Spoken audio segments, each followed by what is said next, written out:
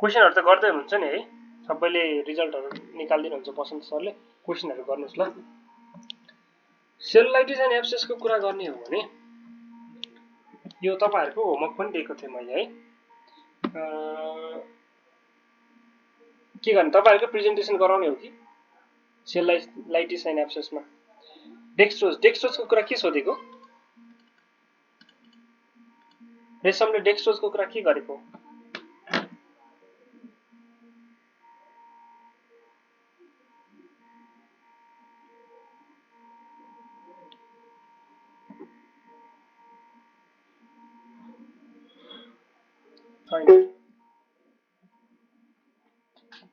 सुनेन नि रेशमले बोलेको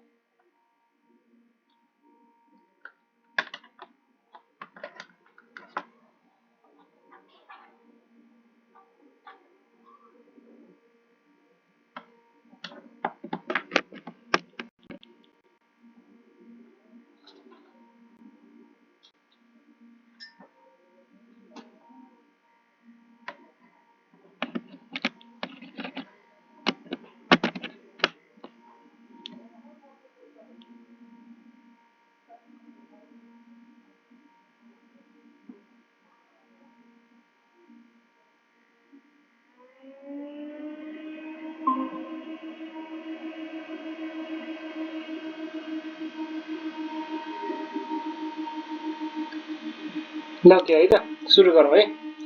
सेलुलाइटिस एन्ड एब्सेस के हो त सेलुलाइटिस भनेको सेलुलाइटिस को डेफिनेसन गर्दाखेरि चाहिँ इट इज स्किन इन्फेक्सन है त स्किन को इन्फेक्सन इन्फ्लामेसन हो इन्फेक्टिभ इन्फ्लामेसन है स्किन को इन्फेक्टिभ इन्फ्लामेसन हो जसमा के हुन्छ जसमा स्किन मा चाहिँ के न के चेन्जेसहरु देखिन्छ र त्यहाँ चाहिँ ब्याक्टेरियाहरु छिरेको हुन्छ है सपोज गरौँ यो स्किन हो भने यहाँ ब्याक्टेरिया छिर्छ है यहाँ ब्याक्टेरिया छिर्छ अनि त्यसले गर्दाखेरि यो इन्फ्लामेसन हुन्छ यसमा साइन्स अफ इन्फ्लामेसन देखिन्छ है साइन्स अफ इन्फ्लामेसन देखिन्छ रुबर कलर है डोलर ट्युमर फङ्सियोलेसिया है सबै देखिन्छ ठीक छ दैट इज कॉल्ड सेलुलाइटिस र यसमा के देखिन्छ भन्ने कुरा यो इराइथेमा भनेको रुबर हो है त रेडनेसलाई चाहिँ हामीले इराइथेमा भनेको इडेमा त्यहाँ चाहिँ फ्लुइडहरु एक्सपेसिट हुन्छ त्यसले गर्दाखेरि स्वेलिङ इडेमा भयो भने स्वेलिङ देखिन्छ है त त्यसलाई हामीले ट्युमर भन्छौं वार्मथ भनेको त्यहाँ चाहिँ तातो हुन्छ है त क्यालर भयो ओके रुबर क्यालरमा चाहिँ वार्मथ भयो ल ओके त्यो सँगसँगै अरु के हुन्छ त्यहाँ कुनै न कुनै तरिकाले यहाँ स्किन एब्रेजनहरु भयो स्किनमा चाहिँ कन्टिन्युटी ब्रेक भयो है अनि स्किनमा चाहिँ कुनै ब्यारियरहरुमा चोटपटक लाग्यो भने त्यस्तो कन्डिसनमा चाहिँ के हुन सक्छ त सेलुलाइटिस हुन सक्छ र सेलुलाइटिस को कज को कुरा गर्ने हो भने जेले पनि हुन सक्छ है त एउटा ब्याक्टेरियलले हुन सक्छ अर्को चाहिँ भाइरलले हुन सक्छ अर्को फंगल इन्फेक्सनले गर्दाखेरि हुन सक्छ सबै इन्फेक्सनले के हुन्छ सेलुलाइटिस हुन्छ है भाइरलकै कुरा गर्ने हो भने हर्पिस जोस्टरहरुमा इन्फ्लामेसन हुन सक्छ है अरु खाले इन्फेक्सनहरुमा पनि इन्फ्लामेसन हुन सक्छ ब्याक्टेरियलको कुरा गर्ने हो भने त मोस्ट कमन कज नै के हो त स्टाफाइलोकोकस नै हो है त सेलुलाइटिसको पनि एब्सेसको पनि हाम्रो अस्टियोमाइलाइटिसको पनि सबैको स्टाफाइलोकोकस नै हो streptococcus is also common haemophilus is also common pasteurella is also common strep pneumoniae is also common है सब अरु ब्याक्टेरियाले पनि गराउँछ मोस्ट कमन चाहिँ यही नै हो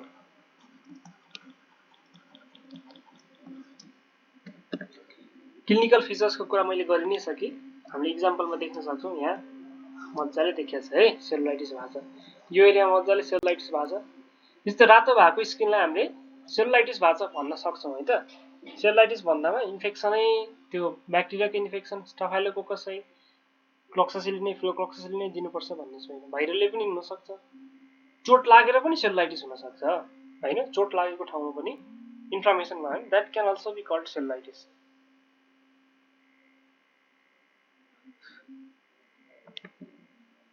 ओके ल सेलुलाइटिस जहाँ पनि हुन सक्छ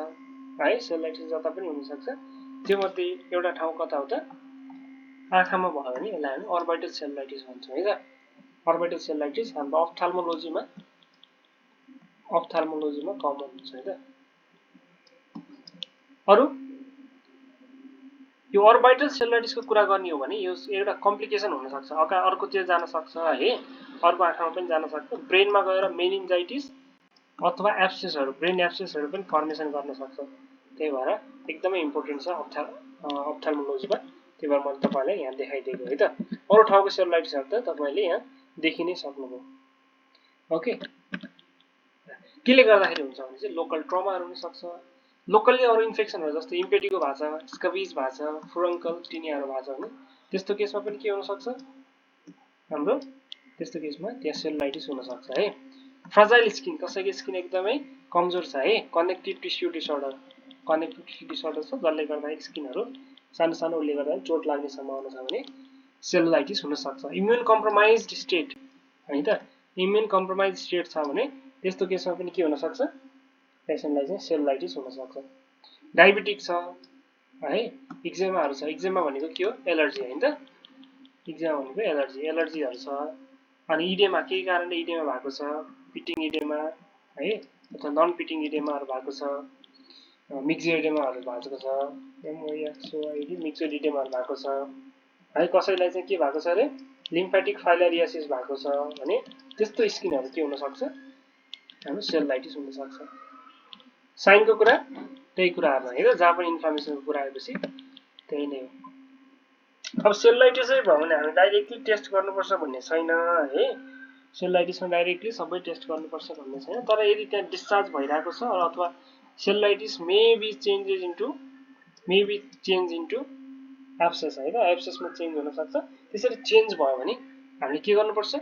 एब्सेसको लागि यहाँ स्वाबहरु निकाल्ने अथवा डिस्चार्ज कल्चर गर्ने ब्लड कल्चर गर्ने काउन्टहरु हेर्ने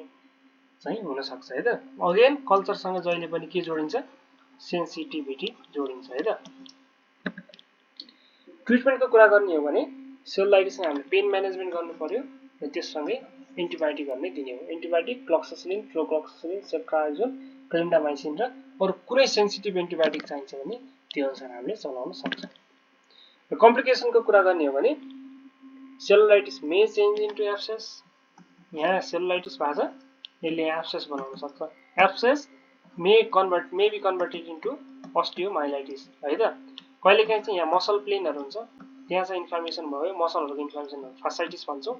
त्यो हुन सक्छ र कहिलेकाहीँ चाहिँ मे गो इन्टु ब्लड ले गर्दाखेरि के हुन सक्छ सेप्सिस हुन सक्छ बुझिन्छ कम्प्लिकेसन सजिलो छ है बुझ्नलाई त्यहाँको नजिकको टिस्युहरु र ब्लड नजिकको टिस्यु के पर्यो एब्सेस फासाइटिस अस्टियोमाइलाइटिस र सेप्सिस सेप्टिसिमिया र त्यो सँगै जोडिएर आउँछ एब्सेस एब्सेसको कुरा गर्ने हो भने abscess is simply collection of pus is called abscess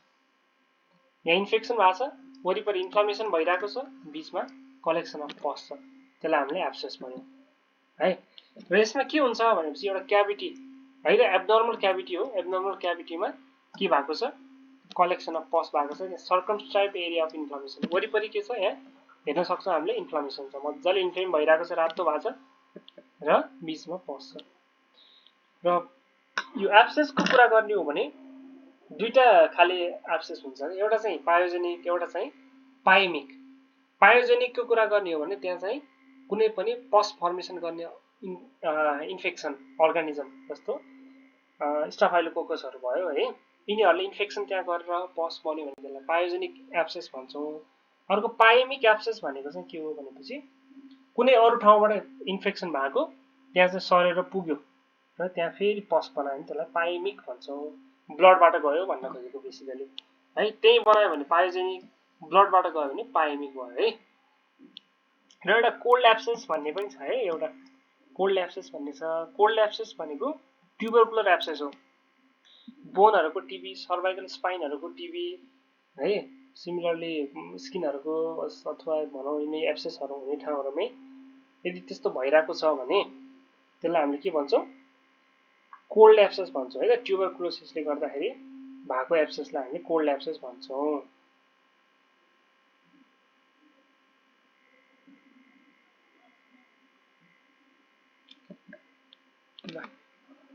कसरी गर्ने त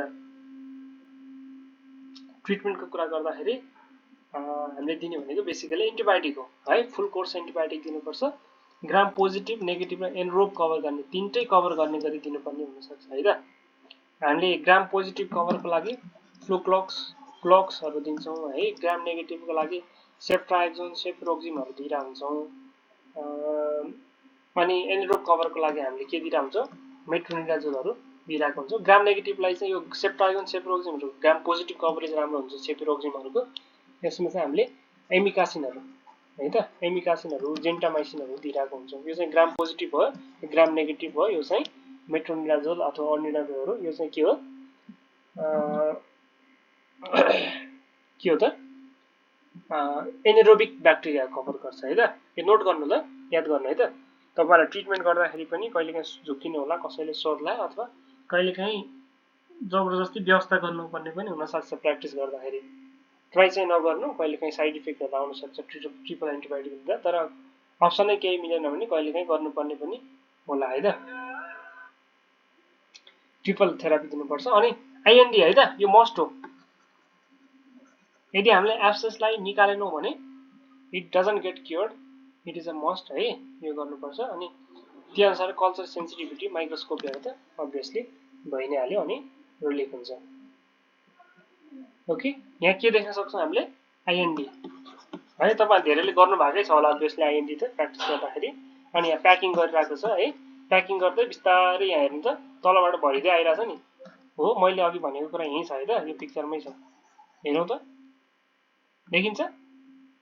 बटम राइटमा हेरौं त यो वाला हेरौं न पहिला के छ ठुलो क्याभिटी छ प्याकिङ गर्यो क्याभिटी घट्दै आयो त्यसपछि घट्दै आयो है प्याकिङको रिजन भनेको क्याभिटीलाई चाहिँ तलबाटै भरेर ल्याउने हो नत्र यहाँ प्याकिङ गरेन भने यो मुख बन्द हुन्छ फेरि यहाँ लाग्छ है ल ओके आजलाई यति गरौँ होला है आजलाई यति गरौँ होला तपाईहरुको 1.5 घण्टा भइसक्यो आज प्रेजेन्टेसन गर्न भ्याइएन